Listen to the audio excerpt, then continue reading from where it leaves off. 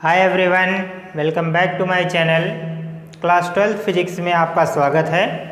आज का लेक्चर काफ़ी इम्पोर्टेंट है क्योंकि हम बात करने वाले हैं आज के लेक्चर में कूलॉम के नियम की, जिसे हम इंग्लिश में कूलॉम्स लॉ कहते हैं। तो कूलॉम्स लॉ इस चैप्टर के लिए काफ़ी इम्पोर्टेंट है, पूरी इलेक्ट्रोस्टैटिक्स में इसका यूज होगा, इसलिए इस लेक्चर को काफ़ी आपको ध्यान से देखना होगा। एक एक टॉपिक को, एक एक पॉइंट्स को मैं क्लियर करूँगा, तो इसे ध्यान से देखिएगा। इसे शुरू करने से पहले कुछ बातें आप लोगों को बता दें कि पीछे के लेक्चर्स में मैंने बताया है आप लोगों को कि आवेशों के बीच दो प्रकार के बल कार्य करते हैं, एक आकर्षण बल और एक प्रतिकर्षण बल। लेकिन अभी तक इस बात का डिस्क्रिप्शन नहीं दिया गया है कि आखिर इन आवेशों के बीच कितना बल लगेगा। तो इसी बात को क्लियर करने के लिए कूलॉम ने अपने नियम में बताया कि किन्हीं दो आवेशों के बीच कितना बल लगता है। इन्होंने एक फार्मूला दिया और उन फार्मूलों की सहायता से हम किन्हीं दो आवेशों के बीच बल की गणना कर सकते हैं। तो वीडियो को शुरू करते हैं। वीडियो के अंत तक बने रहिएगा, काफ़ी इंटरेस्ट आएगा और आपको एक एक पॉइंट्स क्लियर हो जाएगा। आज के बाद कभी भी कूलॉम्स लॉ में कभी आपको कोई प्रॉब्लम नहीं आएगी। तो कूलॉम ने बताया क्या? कूलॉम ने बताया कि किन्हीं दो बिंदु आवेशों के बीच, देखिए हमने बिंदु आवेश के बारे में पिछले लेक्चर में चर्चा किया है।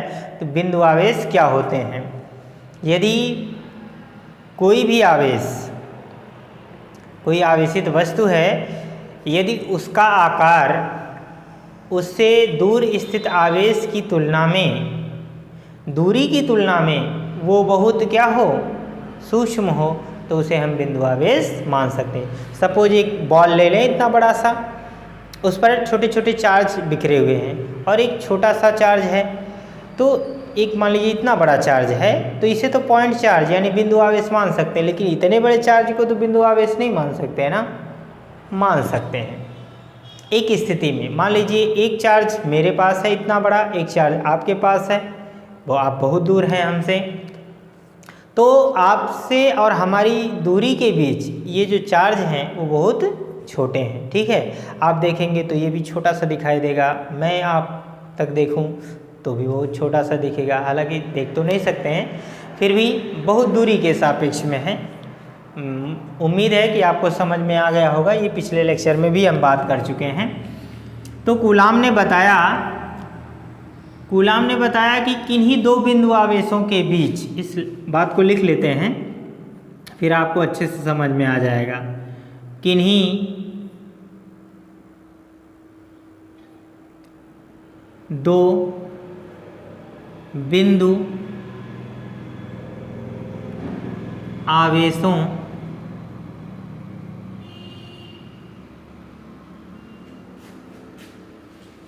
के बीच लगने वाला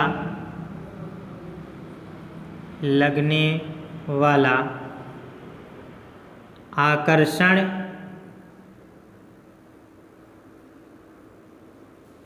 या प्रतिकर्षण, आकर्षण या प्रतिकर्षण बल।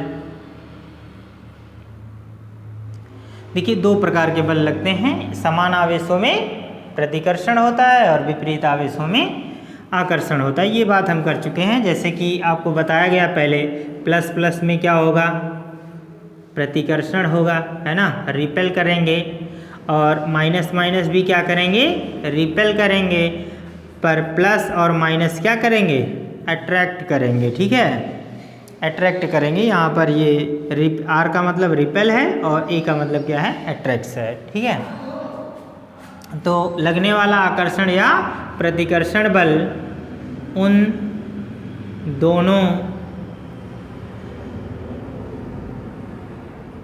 बिंदु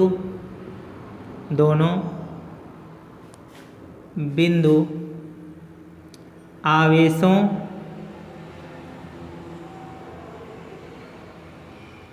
की मात्राओं कहिए या परिमाण कहिए, ठीक है, दोनों बिंदु आवेशों के की मात्राओं के गुणनफल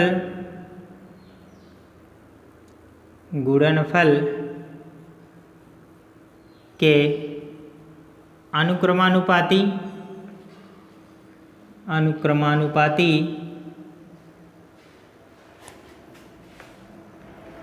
तथा उनके बीच की ऐसे लिख लें, उनके बीच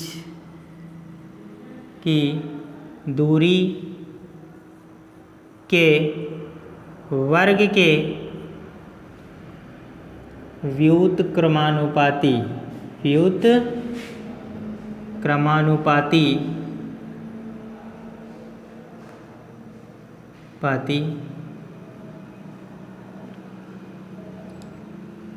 होता है, ठीक है।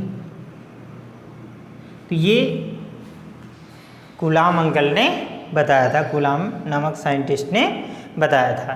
देखिए चार्ज कैसे होंगे, मान लीजिए एक चार्ज यहाँ पर है, मान लीजिए प्लस क्यू चार्ज है Q1, और एक दूसरा चार्ज है हमारा यहाँ पर प्लस Q2, ठीक है। तो इन दोनों के बीच की दूरी मान लेते हैं क्या है, R है, ठीक है। ये 1 है, ये 2 चार्ज है, और ये इनके बीच की दूरी है, ठीक है, R डिस्टेंस पर है, सपोज ऐसे मान लीजिए। तो ये इसको दोनों चार्ज देखिए क्या है, प्लस प्लस हैं, आप माइनस माइनस भी ले सकते हैं या प्लस माइनस भी ले सकते हैं, ठीक है। पर आपको समझना है कि दो बिंदु आवेश होंगे, ठीक है। अब देखिए ये बल लगेंगे, तो साथ ही उन्होंने एक बात और बताया कि लगने वाला जो बल है वो इन दोनों आवेशों को मिलाने वाली जो ये रेखा है ना, सेंटर की दूरी यहाँ पर लेना है हमको, तो यहाँ पर तथा यहाँ पर इन्होंने ये भी बताया, तथा लगने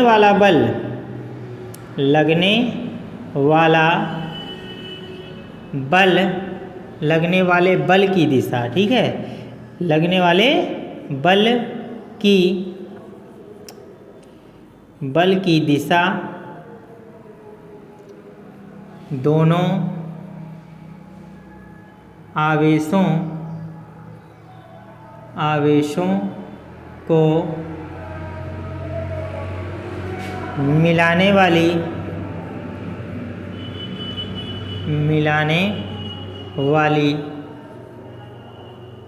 रेखा के अनुदिश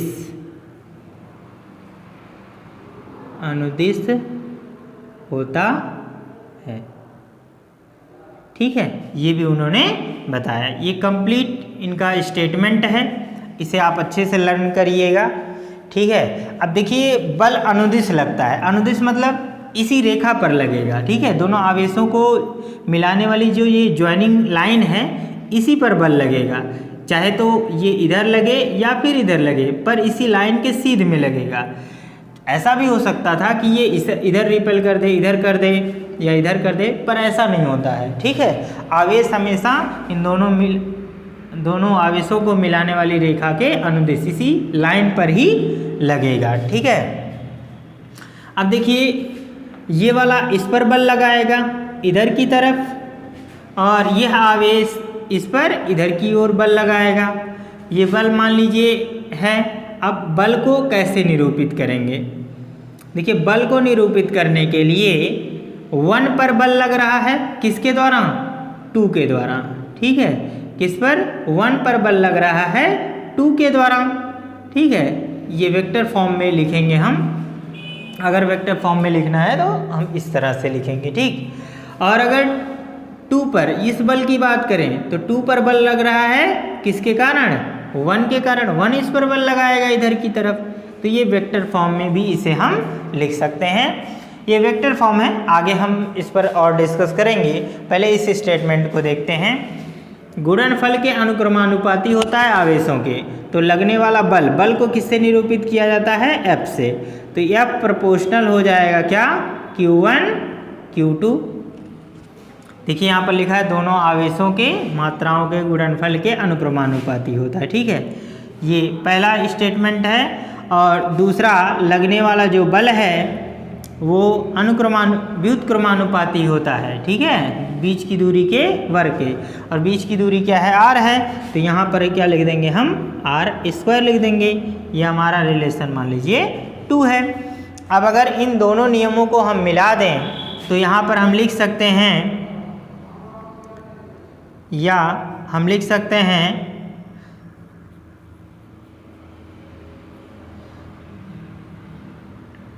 F is directly proportional Q1 Q2 upon r², इतना लिख सकते हैं। यह इनका नियम है। अब जानते हैं अनुक्रमानुपाती का चिन्ह हटाते हैं तो कोई ना कोई कांस्टेंट ले आते हैं। तो यहाँ पर जो कांस्टेंट आने वाला है वो क्या आएगा? F। यहाँ पर एक कांस्टेंट उन्होंने दिया स्मॉल k, क्या?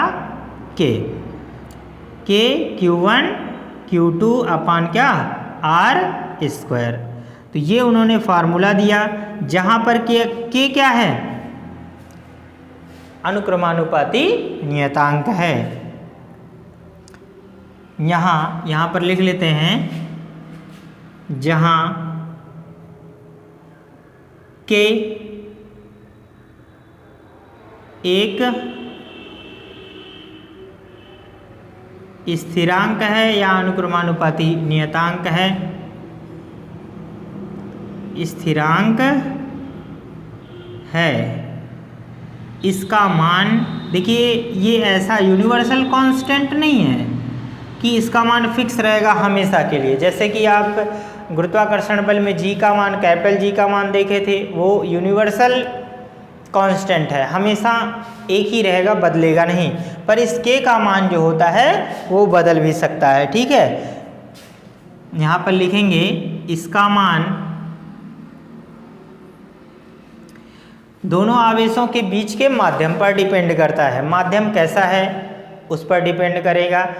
माध्यम जैसा होगा बढ़ भी सकता है या घट भी सकता है k का मान। ठीक है, तो यहाँ पर लिखेंगे इसका मान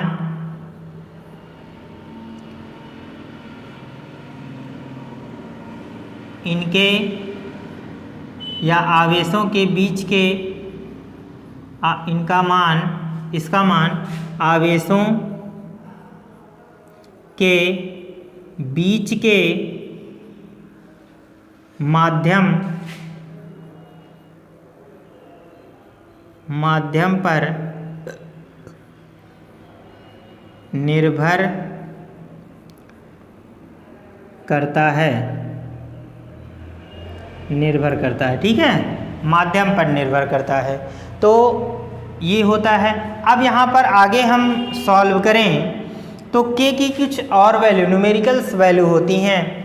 k की एक और वैल्यू होती है, k का न्यूमेरिकल वैल्यू होता है 9 गुणे 10 के पावर 9।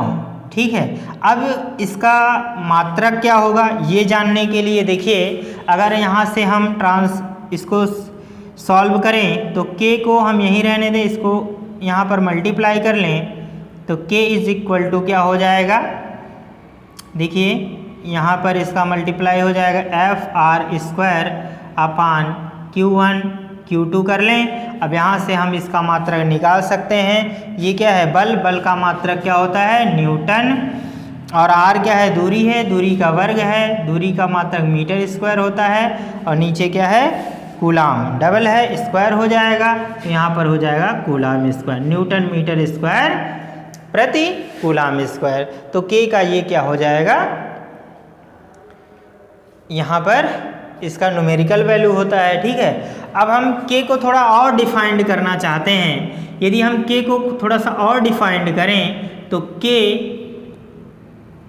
की एक और वैल्यू होती है 1/4 पाई एप्सिलॉन नॉट। एप्सिलॉन कहना है, ई नहीं कहना है, एप्सिलॉन नॉट। ठीक है, ये होता है। अब यहाँ पर 1/4 पाई तो एक कांस्टेंट ही है, पर ये एप्सिलॉन एक और नया कांस्टेंट आ गया है, और यह एप्सिलॉन का जो मान होता है यहाँ पर लिखेंगे, जहाँ एप्सिलॉन नॉट निर्वात देखिए निर्वात के साथ साथ ये वायु के लिए भी हम मान लेते हैं, इसलिए मैं यहाँ दोनों बातें लिख दे रहा हूँ। निर्वात या वायु की विद्युतशीलता है,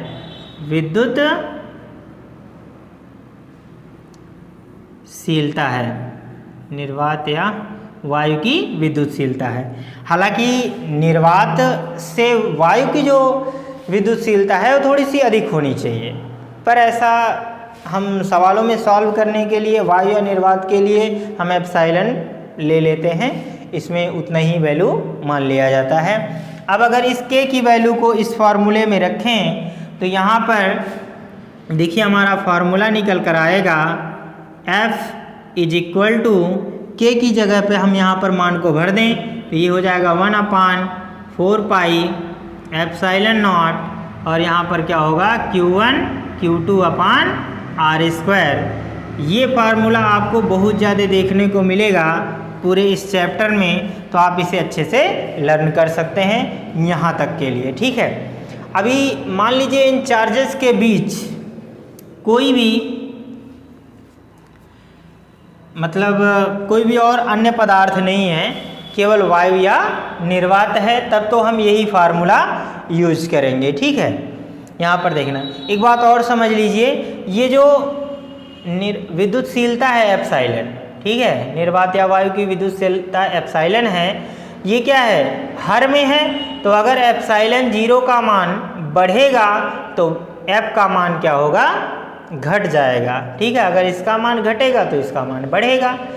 एक बात और आपको बता दें, इस शब्द से कोई अगर क्रिएटिव बच्चा है तो ये सोच सकता है कि सर विद्युतशीलता का मतलब क्या होता है। जैसे शीलता का मतलब बढ़ने वाला। अच्छा, एक शब्द सुना होगा आप लोगों ने, सहनशीलता। जिसकी सहने की क्षमता ज़्यादा हो उसे हम क्या कहते हैं, सहनशील कहते हैं, यानी सहनशीलता उसमें ज़्यादा है। तो जब ये विद्युतशीलता है तो अगर इसके बढ़ने से इसके बीच वैद्युत बल का मान बढ़ना चाहिए, पर ऐसा नहीं है। यहाँ पर ऐसा हो रहा है कि इसके बढ़ने से यहाँ पर बल का मान घट रहा है। सर ऐसा क्यों होता है? देखो इस बात को समझ लीजिए थोड़ा सा अच्छे से।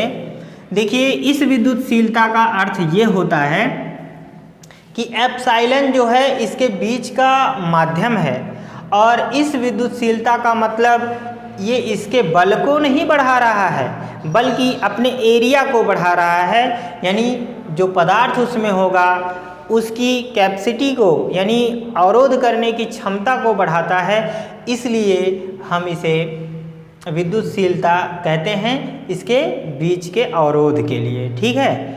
बीच के अवरोध से समझना है, ऐसा नहीं कि विद्युतशीलता बढ़ रही है तो सर बल का मान बढ़ना चाहिए, ऐसा नहीं है, ठीक है। उम्मीद है इतनी बातें आपको अच्छे से समझ में आई होंगी। फिर भी अगर कोई डाउट है तो कमेंट सेक्शन में पूछ सकते हैं। आप इसका स्क्रीनशॉट लीजिए, फिर हम आगे कंटिन्यू करते हैं। आगे देखेंगे स्टूडेंट, देखिए यहाँ पर कुछ और बातें जान लेते हैं। एप्सिलॉन 0 जो है, ठीक है, अगर हम एप्सिलॉन 0 का मान निकालना चाहें तो क्या होगा, तो पहले एप्सिलॉन 0 को यहाँ कर देते हैं, इसको यहाँ क्रॉस मल्टीप्लाई कर दें तो एप्सिलॉन 0 यहाँ आ जाएगा और ये हो जाएगा 1/4 पाई और साथ में यहाँ F आ जाएगा और ये है Q1 Q2 और अपान क्या होता है R², ठीक है। तो एप्सिलॉन जो 0 का मान होता है, एप्सिलॉन 0 का जो मान आंकिक मान होता है वो होता है 8.854 गुणे 10⁻⁻12 इतना होता है। और इसका मात्रक लिखने के लिए हमने ऐसा कैलकुलेशन किया है, तो आप देखिएगा ऊपर अंक हैं, ये Q गुणा होगा, यानी यहाँ हो जाएगा कूलाम स्क्वायर और हर में क्या है, ये दोनों कांस्टेंट हैं। ये एफ क्या है, बल का मात्रक न्यूटन, और ये मीटर स्क्वायर, तो यहाँ हो जाएगा न्यूटन मीटर स्क्वायर, हर में चला आएगा। तो एप्सिलॉन 0 की ये वैल्यू होती है। अब हम आगे बात करेंगे थोड़ा सा और कि यदि इसके बीच निर्वात या वायु है, तब तो हम यहाँ पर निर्वात या वायु की विद्युतशीलता एप्सिलॉन 0 ही रखेंगे। पर यदि दोनों आवेशों, मान लीजिए हमारे पास जो चार्ज है, मान लीजिए दोनों आवेशों के बीच जो है यहाँ पर माध्यम आ जाए, ठीक है, कोई भी माध्यम आ जाए, देखिए माइका भी हो सकता है, जल भी हो सकता है, कुछ भी आ सकता है, तो कोई और मीडियम आ जाए और उस माध्यम की जो विद्युतशीलता है वहाँ पर हम क्या मान लें, एप्सिलॉन मान लें। देखिए एप्सिलॉन 0 इसलिए मानते हैं क्योंकि ये निर्वात की विद्युतशीलता, और निर्वात में कुछ नहीं होता है, 0 का भी मतलब कुछ नहीं होता है, इसलिए हम इसे एप्सिलॉन 0 लिख देते हैं। अब हम कह रहे हैं कि यदि माध्यम है तो उसके विद्युतशीलता को यदि हम एप्सिलॉन माने तो इस फार्मूले को कैसे लिख सकते हैं, यहाँ पर लिखें, यदि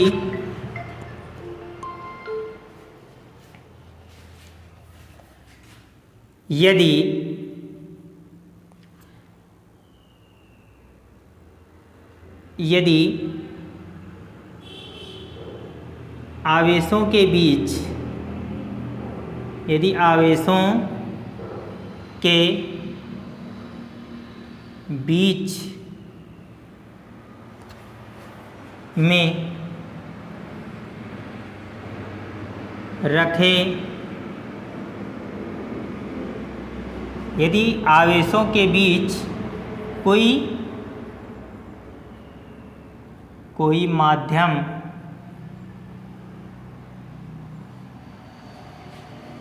है जिसकी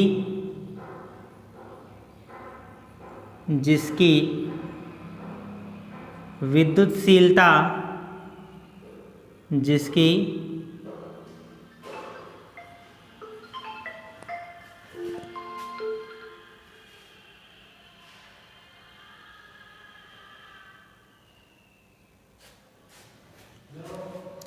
इसकी विद्युतशीलता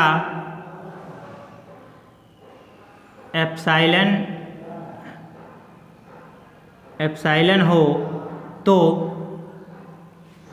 फार्मूले में क्या लिखेंगे, 1/, देखिए F बराबर क्या हो जाएगा, यहाँ से F बराबर 1/4 पाई एप्सिलॉन Q1 Q2 अपान R²। तब हमें क्या करना होगा, केवल एप्सिलॉन लिखना होगा, ठीक है। अब यहाँ थोड़ा सा और एक बात डिस्कस करेंगे। देखिए एक चीज़ होता है परावैद्युतांक, ठीक है, तो एक शब्द आता है परावैद्युतांक का, उसे भी समझते हैं, फिर इस रिलेशन को थोड़ा सा और मॉडिफाई करेंगे, ठीक है। एक शब्द आएगा परावैद्युतांक,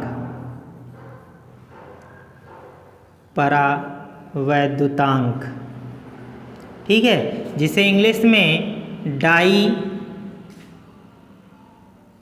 इलेक्ट्रिक कांस्टेंट कहते हैं, डाई इलेक्ट्रिक कांस्टेंट कहते हैं, ठीक है। अब परावैद्युतांक क्या होता है, देखिए किसी माध्यम में माध्यम की विद्युतशीलता तथा निर्वात की विद्युतशीलता के अनुपात को हम क्या कहते हैं, परावैद्युतांक कहते हैं। तो इसकी परिभाषा को भी लिख लेते हैं हम, तो देखिएगा क्या होगा,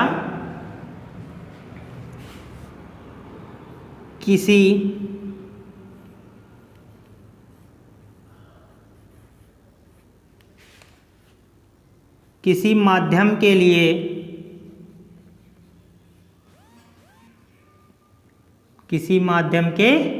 लिए माध्यम की विद्युतशीलता, माध्यम की विद्युतशीलता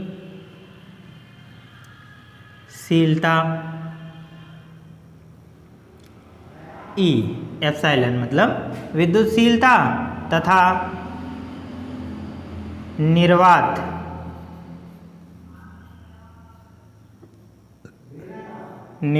की विद्युतशीलता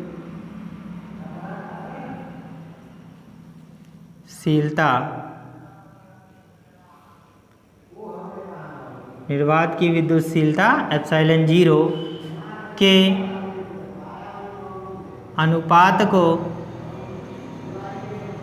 अनुपात को परावैद्युतांक कहते हैं। परावैद्युतांक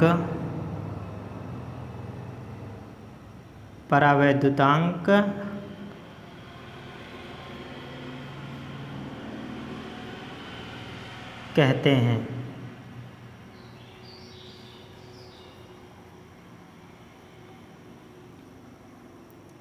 ठीक है, इसे के से प्रदर्शित, कैपिटल के से प्रदर्शित करते हैं। के से प्रदर्शित करते हैं। ठीक है, तो इस नियम के अनुसार हम क्या लिख सकते हैं? देखिए, तो के बराबर क्या हो जाएगा?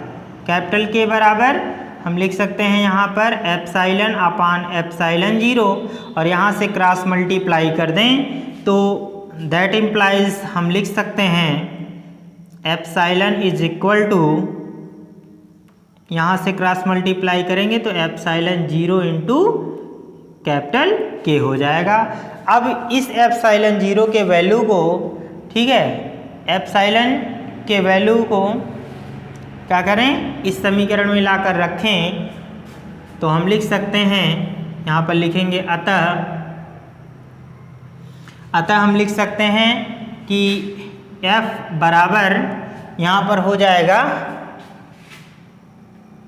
1/4 पाई, एप्सिलॉन की जगह पर हम लिख देंगे एप्सिलॉन 0 इंटू कैपिटल के। ठीक है, और यहाँ पर हो जाएगा Q1 Q2 अपान R²। तो एक फार्मूला यह भी हो जाएगा। ठीक है, मोस्टली आपको ये भी फार्मूला देखने को मिल सकता है। देखिए, आपको ध्यान रखना है, यदि केवल निर्वात या वायु है तो आप ये फार्मूला लगाएंगे, यदि कोई माध्यम वहाँ पर उपस्थित है तो आपको ये फार्मूला लगाना पड़ेगा। और आप देखिए कि निर्वात या वायु के लिए, ठीक है, निर्वात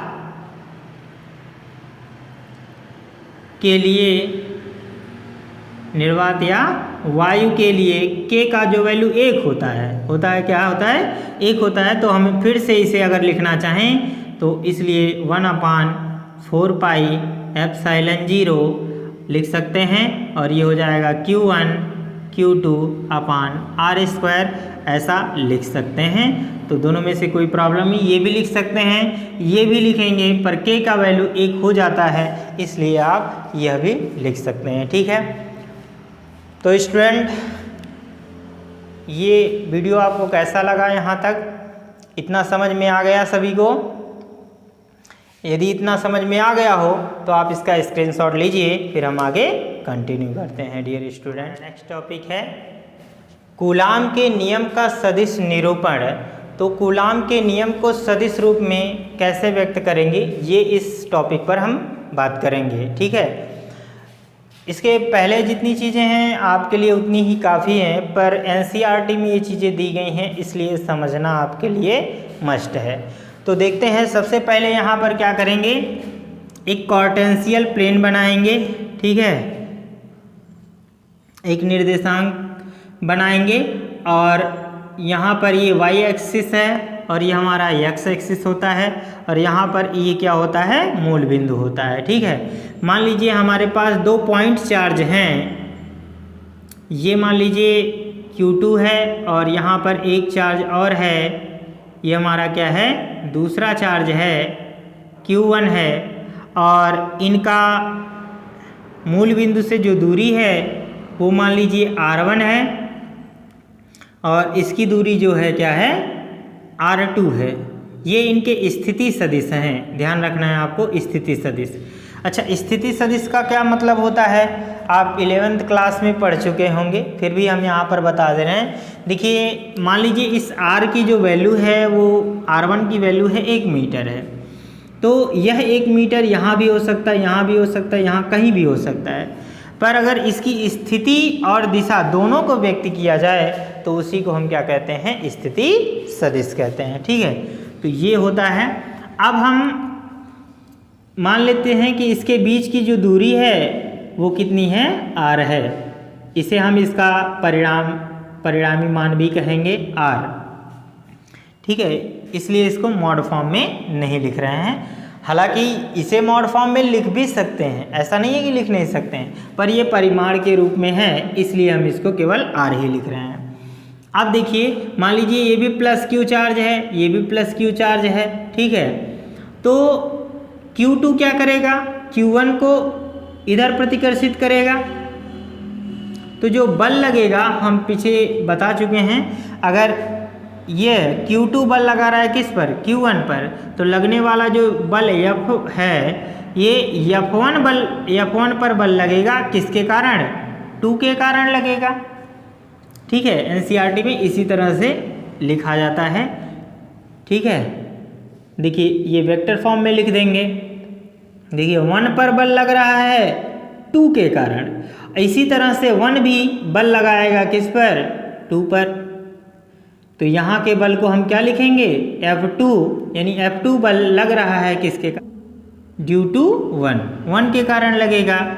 इसे वेक्टर फॉर्म में लिख सकते हैं। ठीक इसी तरह से इसमें जो r है इसकी भी दिशा निर्धारित होगी। इस पर जब बल लगेगा तो इधर वाले दूरी को हम किससे प्रदर्शित करेंगे, r1 2 को, ऐसे वेक्टर फॉर्म में। और इधर की मतलब इधर की तरफ रहेगा जो इस तरह से प्रदर्शित किया जाएगा, और इधर वाले r को यानी इस Q1 जो बल लगाएगा Q2 पर, उसके लिए जो r लिया जाएगा वो r21 लिया जाएगा इस तरह से। ठीक है, F2 बल के लिए। तो हम इस तरह से इसको रिप्रेजेंट कर सकते हैं। ठीक है, अब यहाँ पर देखिए कि इस बल को लिखेंगे कैसे।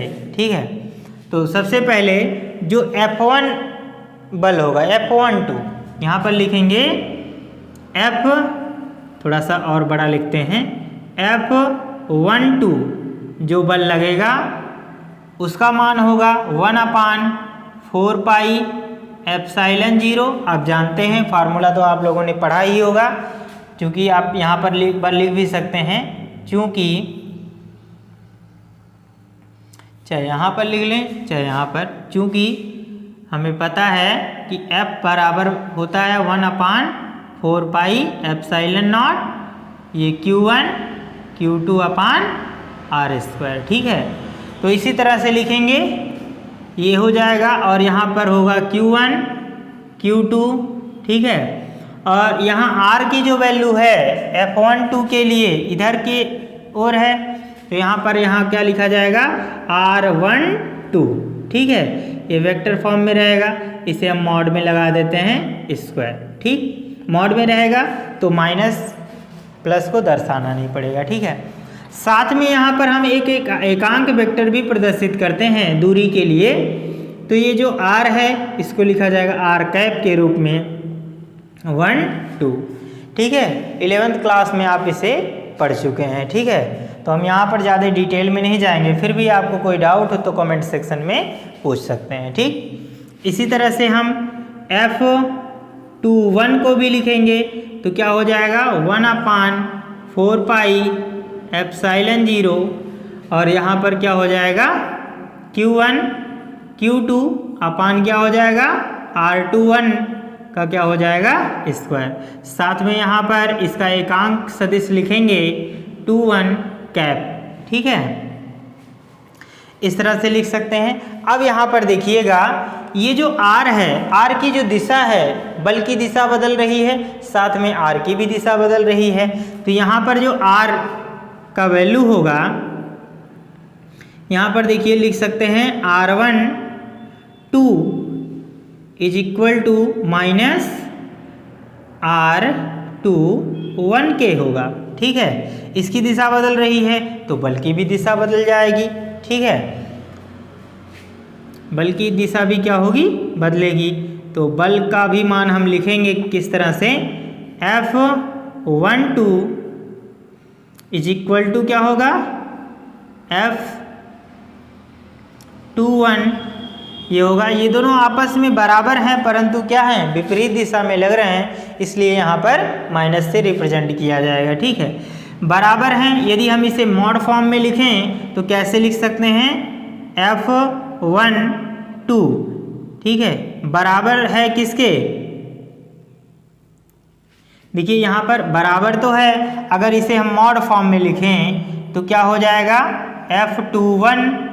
ठीक है, यहाँ पर अगर मॉड लगा देंगे तो माइनस हट जाएगा और F की जो वैल्यू आई है उस दोनों की क्या है, एक समान ही है। तो यहाँ पर हम क्या लिख देंगे, 1/4 पाई एप्सिलॉन 0 Q1 Q2 अपान R²।